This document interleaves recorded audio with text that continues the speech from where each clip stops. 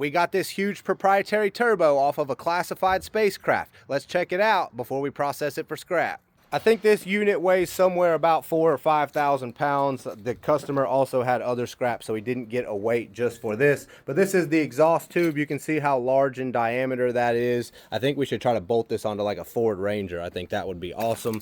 And then here's through the wastegate, and then you can actually see the turbine and the shaft up on the inside. So this thing would definitely add probably like 7,000 horsepower to any engine you put it on. And of course, for a spacecraft, they have to have a ton of propulsion power to be able to get the craft into orbit. So this is super unique and super cool. I'm glad that we got to help with this project from a scrap perspective. They do use this copper alloy for the air tubing. If they use something that isn't corrosion resistant, it will basically disintegrate once they get into space, and then they'll have much bigger problems that we won't even talk about. But I thought this thing was super cool. It would be very cool to try to put it onto an engine that we have around the yard, like I said, but more than likely we're not going to have time for that, so we'll just get it processed down. But who knows, with how large and dense this thing is, it might make a quick, easy swap into a smaller vehicle, similar to how we do the 20-cylinder engine swaps.